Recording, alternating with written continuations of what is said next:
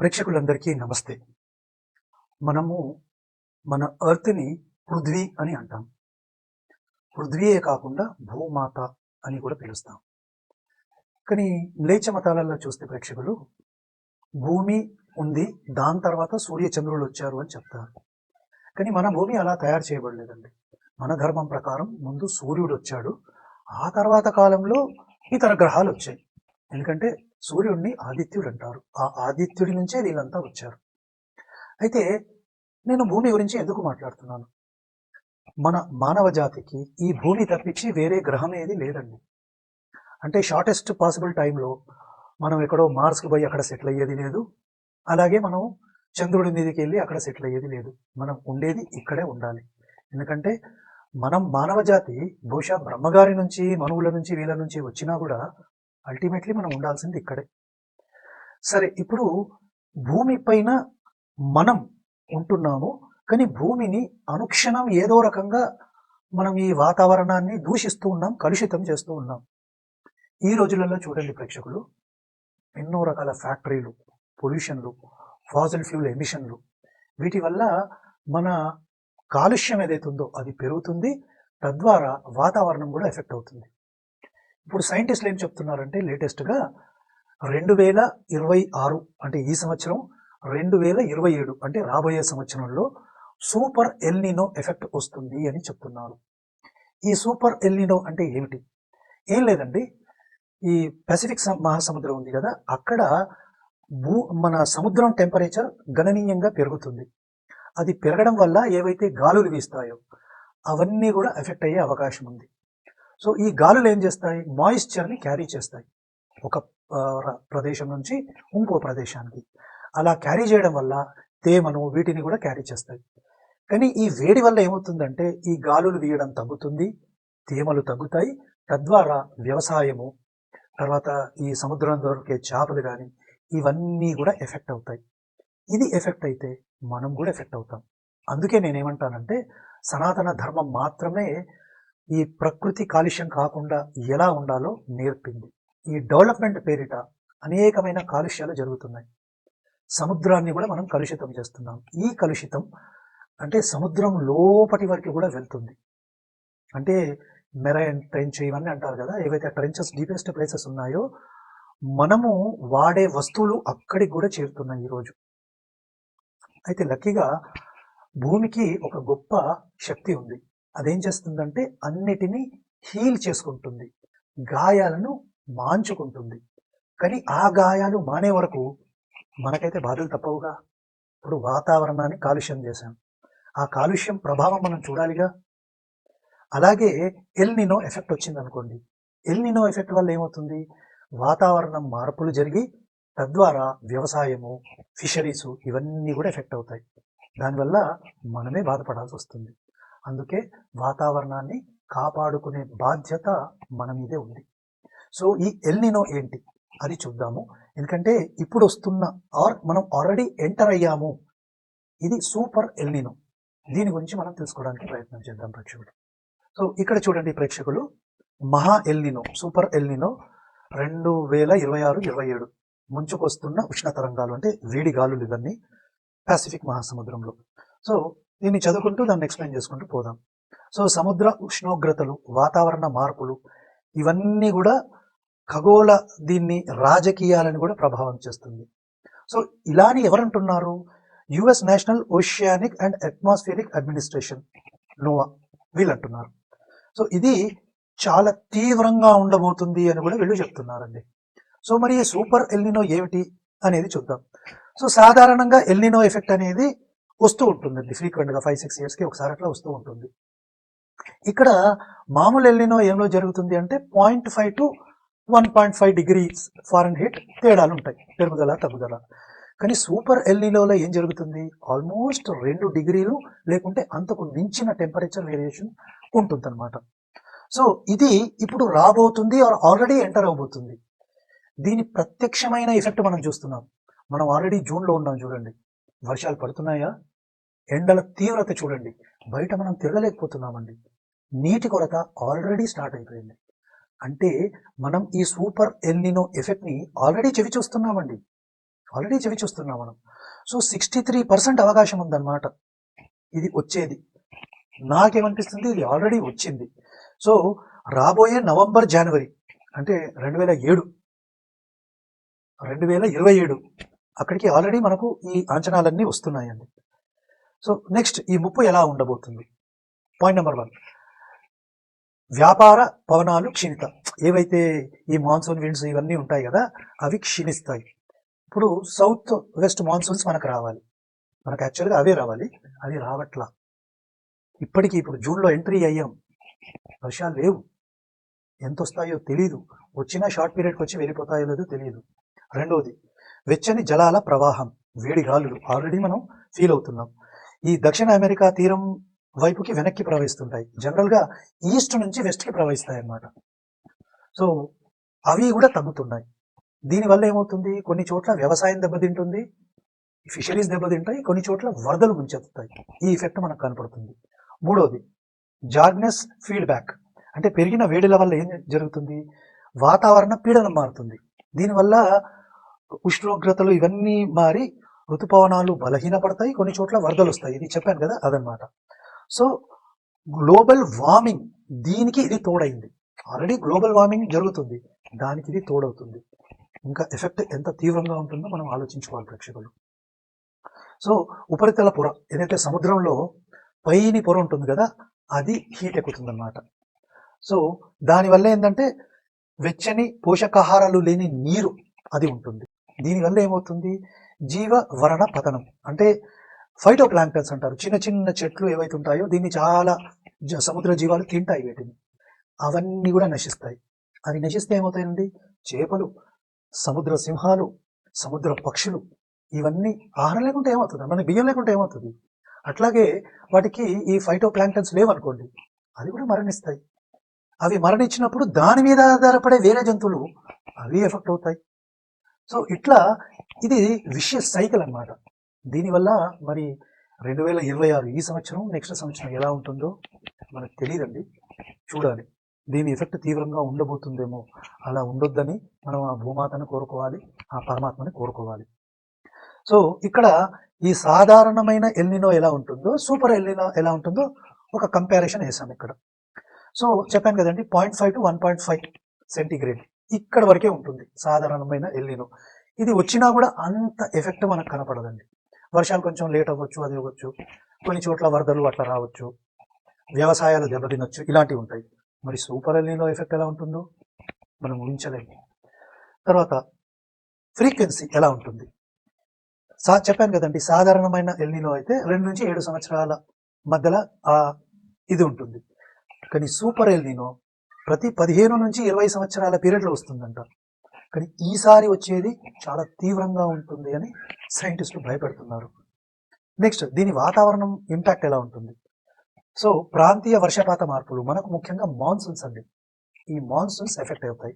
మనకు monsoons effect అయ్యాయి అనుకోండి, ఏమవుతుందండి, వర్షాలు పడక పంట పొలాలు దెబ్బతినడం, వ్యవసాయం దెబ్బతినడం, వ్యవసాయ ఆధారిత బిజినెస్లు ఏవైతున్నాయో అవన్నీ కూడా దెబ్బతింటాయి. సో ప్రపంచవ్యాప్తంగా కూడా దీని ఎఫెక్ట్ ఉంటుంది, ఎందుకంటే సూపర్ ఎల్నినో ఎఫెక్ట్ కదా. ఇక ఆర్థికమైన నష్టం ఏముంటుంది, ఎకనామిక్ కాస్ట్ ఏముంటుంది, $1 బిలియన్ అన్నీ ఎఫెక్ట్ అవుతాయి కదండి, అన్నీ ఎఫెక్ట్ అవుతాయి. సో ఇక్కడ మరి సూపర్ ఎల్నినో ఎంత ఎఫెక్ట్ చేస్తుంది, వీళ్ళు చెప్పేది కొన్ని $1 ట్రిలియన్ అని అంటున్నారు, ముందే భయపెడుతున్నారు. సో మనం దీనికి రెడీ అవ్వాల్సిన అవసరం ఉంది అనిపిస్తుంది నాకు. సో ఇక్కడ కొన్ని పట్టికలు వేశారు.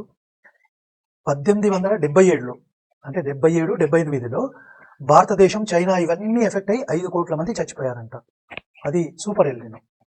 తర్వాత 1982 నుంచి 83 కూడా ఇలాంటిదే వచ్చింది ఒకటి. దీనివల్ల ఏమైంది, ప్రపంచవ్యాప్తంగా $1 బిలియన్ నష్టము, ఆఫ్రికా, ఆస్ట్రేలియా ఇక్కడంతా కరువు వచ్చింది. సో ఇవన్నీ కూడా ఎప్పటివి, పాతవి, రికార్డ్ స్థాయిలో ఉన్న ఉష్ణోగ్రత మార్పులు అనమాట, 1.5 డిగ్రీ సెంటీగ్రేడ్. సో కాలిఫోర్నియాలో వరదలు వచ్చాయి, పెరులో ప్రాణ నష్టం జరిగింది, $1 ట్రిలియన్ నష్టం జరిగింది. బట్ ఇప్పుడు పరిస్థితి ఏంటి, ఈ సూపర్ ఎల్నినో ఎఫెక్ట్ ఏంది, దీని ఎఫెక్ట్ ఏంటంటే చరిత్రలో అత్యంత తీవ్రమైన ఉష్ణోగ్రత, చెప్పాను కదండి 2 డిగ్రీలు దానికంటే మించి. సో ప్రపంచవ్యాప్తంగా అనేక మార్పులు జరగబోతున్నాయి, ఇంక్లూడింగ్ సముద్రంలో కూడా ఏదైతే కోరల్ రీఫ్స్ అంటామో అవి కూడా నాశనం కాబోతున్నాయి అని చెప్తున్నారు. ఇక వ్యవసాయం ఇదైతే ఆల్రెడీ ఉంది, దీని ఎఫెక్ట్ ఏముంటుంది చూడాలండి. సో ఇదంతా ఎందుకు జరుగుతుంది అంటే క్రమంగా మీరు చూడండి 1950 నుంచి ఉష్ణోగ్రతలు పెరుగుకుంటూ వస్తున్నాయి, గ్లోబల్ వార్మింగ్. అది 2030 కల్లా అంటే 30 సంవత్సరాల కల్లా ఎలా ఉండబోతుందో, టెంపరేచర్ కూడా పెరుగుతుంది. గ్లోబల్ వార్మింగ్ అనేది ఇట్స్ ఏ నోన్ ఫ్యాక్ట్, ఇది మనకు తెలిసిన విషయమే. సో ఏం జరుగుతుందో మరి చూడాలి ప్రేక్షకులు. సో మరి దీనివల్ల ఎలా ఉంటుంది, కొన్ని చోట్ల జలప్రలయాలు రావచ్చు, కొన్ని చోట్ల కరువు కాటకాలు రావచ్చు. సో వీళ్ళు ఏం చేస్తారంటే నార్త్ అమెరికాలో ఈస్ట్ అండ్ వెస్ట్ కోస్ట్లో మనకు వరదలు ఇవన్నీ రావచ్చు అని చెప్తున్నారు. అలాగే మనకు సౌత్ అమెరికాలో ఏదైతే వెస్ట్ కోస్ట్ ఉందో, పెరు ఈ ప్రాంతాలు అక్కడంతా వరదలు రావచ్చంట. కానీ ఈ బ్రాజిల్ ఈ ఏరియాలో మాత్రం కరువు వస్తుంది. అలాగే ఆఫ్రికా తీసుకుంటే దక్షిణాఫ్రికాలో కరువులు, ఉత్తర ఆఫ్రికాలో ఏదైతే ఈస్ట్ కోస్ట్కి ఆంచుకొని ఉందో అక్కడేమో వరదలు. భారతదేశం చూడండి మనకు ఎల్లో కలర్లో బ్రౌన్ కలర్లో ఇచ్చారు, ఇక్కడ కరువు వచ్చే అవకాశం ఉంది మనకు. సో మరి ఎలా ఉంటుంది అది కరువు మనకు తెలియదండి. మన ప్రభుత్వాలు ముందు జాగ్రత్త తీసుకుంటున్నాయని నేను అనుకుంటున్నాను. ఎందుకంటే ఇప్పుడు ధాన్యాలు, వీటి నిల్వలు ఇలాంటి అంటే అగ్రికల్చర్ ఎలా చేయాలి, దానికి సంబంధించిన మార్పులు, అంటే కరువు వచ్చినా కూడా ఆ కరువుని తట్టుకొని నిలబడగలిగే రైస్, వీటు ఇవన్నీ ఉంటాయి కదా, వెదర్ రెసిస్టెన్స్, తక్కువ నీటితో కూడా పెరిగే ధాన్యాలు ఉంటాయి కదా, అవి ఇలాంటివన్నీ జాగ్రత్తలు తీసుకోవాలి. తర్వాత మనం వ్యవసాయం ఏదైతే చేస్తామో దాంట్లో కూడా మార్పులు జరగాలి, వాతావరణానికి అనుగుణంగా మార్పులు జరగాలి. ఇక చైనాలో వరదలు, అలాగే ఆస్ట్రేలియా కానీ ఇండోనేషియా ఈ ప్రాంతాలలో కరువులు. కరువులు అంటే ఏం లేదండి, చెట్లన్నీ ఎండిపోవడం. ఎందుకు ఎండిపోతాయి, వర్షాలు ఉండవు. సో ఎందుకు ఉండవు అని అంటే గాలులన్నీ మారిపోతాయి ఈ వేడి వల్ల. సో ఇది మనం చూస్తున్నాం ఇక్కడ. మరి భారతదేశం ఎలా ఉంటుంది, ఆ పరమాత్మ మన దేశాన్ని కాపాడాలి. భారతదేశంలోనే కాదు ప్రపంచంలో ఉన్న అందరూ మానవులకు తిండి దొరకాలి, వాళ్ళు ఇబ్బందులు పడొద్దు అని మనం కోరుకుందాం, అంతకన్నా నుంచి మనం ఏం చేయలేం. సో ఇక భారతదేశానికి వద్దాం.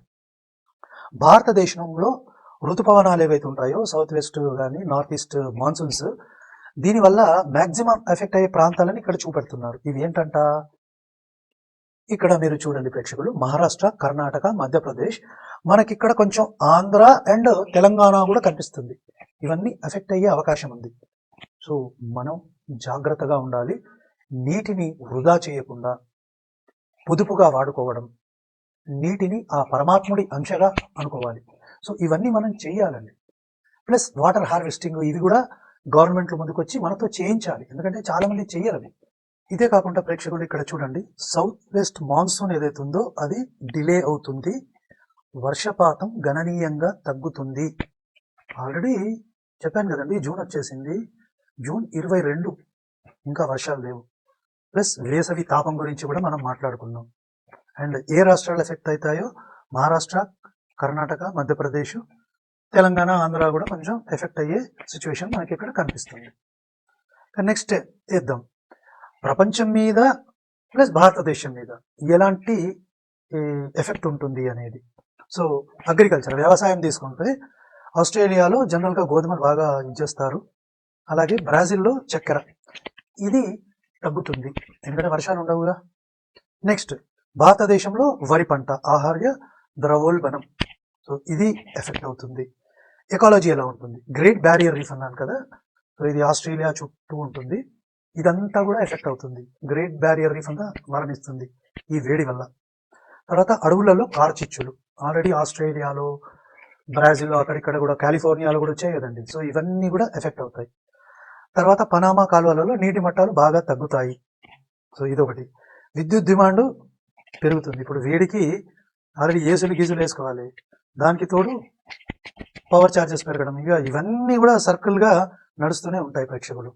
సో ఇదంతా ఒక విషవలయం, అంటే విషయస్ సర్కిల్. సో మీరు చూడండి, ఆల్రెడీ మనకు ఇరాను అక్కడ యుద్ధాలు జరుగుతున్నాయి, వీళ్ళకి స్ట్రేట్ ఆఫ్ హార్మోజ్ మూసేశారు, అక్కడ నుంచి ఏవైతే ఫర్టిలైజర్స్, ఈ ఆయిల్ ఇదంతా కూడా ఆల్రెడీ ఎఫెక్ట్ అవుతుంది. ఫర్టిలైజర్ క్రైసిస్ ఆల్రెడీ వచ్చింది, దీనికి తోడు ఎల్నినో ఎఫెక్ట్.